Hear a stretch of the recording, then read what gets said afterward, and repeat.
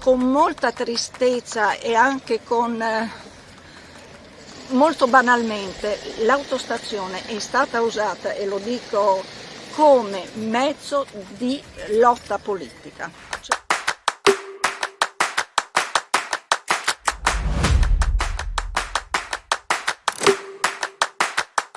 Questa è l'attuale situazione di Piazza Libertà a Tarcento. Sì. Sindaco, come è destinata a diventare? Come potrebbe diventare? Ecco, la ringrazio di questa domanda perché è importantissima.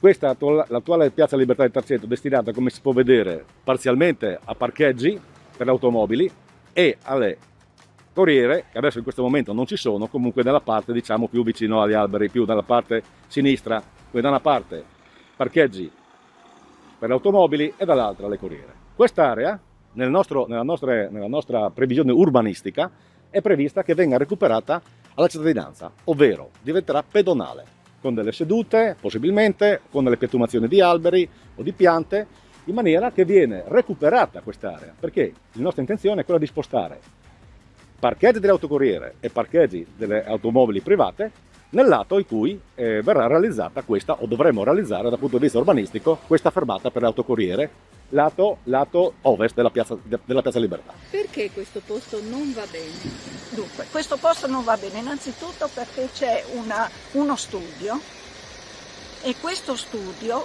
con fattori oggettivi stabilisce, la storia è un po' lunga ma comunque stabilisce che il posto più ideale per fare un'autostazione, ma intermodale, ci tengo a dirlo, è intermodale, sarebbe la stazione ferroviaria, perché lì c'è una stazione, gli autobus rimangono in sosta prolungata lì, non qua, perché qua continuiamo ad avere la sosta prolungata di autobus.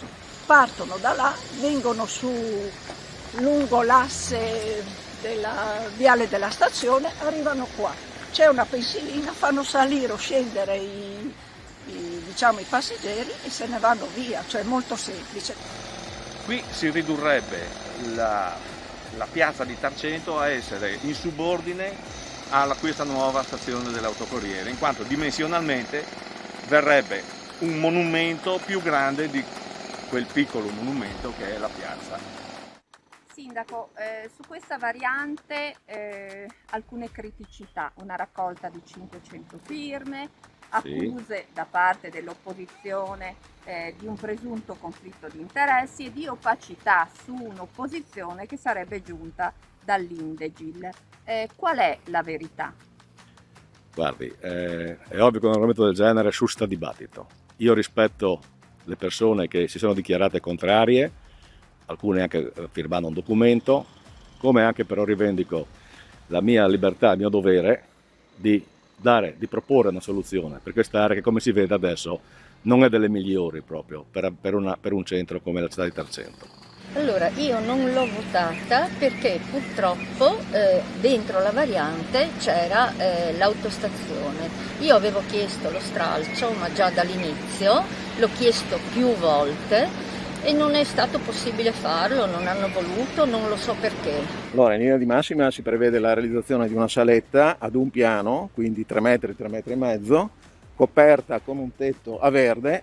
È una sala di circa 50 metri quadrati, oltre dei piccoli bagni, diciamo, a dotazione dell'utenza. Grosso modo la saletta è proprio in questa posizione, quindi affiancata più o meno a debita distanza dall'edificio realizzato, che avrebbe dovuto avere nei piani originari un suo gemello, che però sono anni che non è stato realizzato. Dietro la saletta sono previste invece le pensiline per l'attesa dell'autobus. Il vulnus più grosso è quello di questo progetto sull'autostazione realizzata in pieno centro del paese, in un'area circostante alla piazza, che ha sollevato in paese un vespaio di polemiche, perché si tratta di un progetto anacronistico, sovradimensionato e che non risponde alle esigenze effettive del paese. 800.000 euro per una autostazione francamente sono troppi. Il costo fra l'altro di gestione di questa struttura non è mai stato nemmeno preventivato, preoccupano i cittadini anche altri aspetti. Questo viene presentato come un progetto di riqualificazione del centro cittadino, ma noi sappiamo che in molte occasioni le autostazioni purtroppo non hanno portato riqualificazione, ma hanno anzi presentato aspetti di degrado che in questo momento ci paiono sfuggire a chi propone questo progetto. È stata approvata la variante, a questo punto che cosa succederà? Quale sarà l'interno? Dopo appunto questa maratona, il Consiglio Comunale è durato più di 20 ore, attualmente la variante risulta essere approvata e dovrà essere inviata alla Regione dai nostri uffici in attesa appunto di quelle che sono le risposte che il Comune stesso ha dato a seguito appunto di un dialogo lungo con gli uffici regionali per dare esecutività a questo piano importante per Tarcento.